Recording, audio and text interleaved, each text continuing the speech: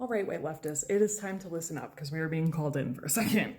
We make it harder for BIPOC leftists to stand in community with us when we purposely push accelerationism that threatens their survival. The reason that we are regularly and repeatedly told by fellow activists that belong to BIPOC communities that we need to take a lead from them is because they have been steeped in this fight much longer than poor white folks.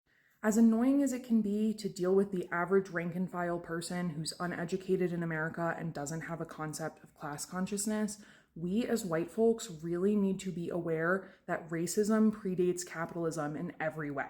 Historically speaking, it was literally a manufactured tool for mercantilism, the economic system that predates capitalism. And that is why intersectionality is so important, because you lose components of the puzzle and end up in blind spots when you can't piece all of these things together and understand that they're interconnected. Jose is not wrong to point out that the moment conflict and chaos pops off in this country, it is usually Black and Indigenous people that suffer the most.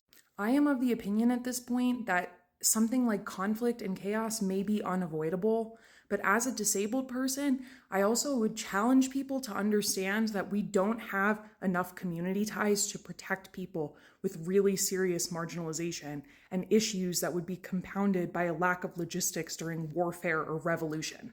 Beyond that, actual socialist theory indicates a gradual transition forward.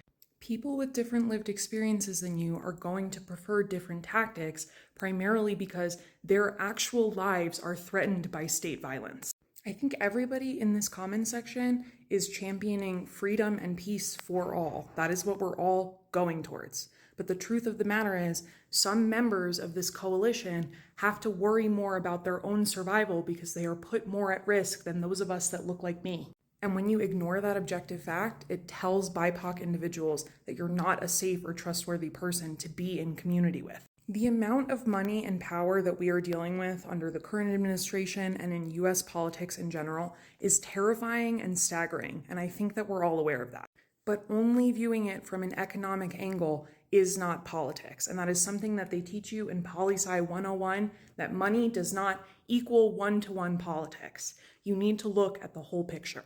I want to thank everybody who participated in a constructive and very challenging conversation in the comment section, mostly because there is a lot of leftist infighting these days, but I really think it's important to remember that the ultimate goal is to find a path forward that supports all of us, and that requires listening to everybody in some way or another and analyzing the best path forward.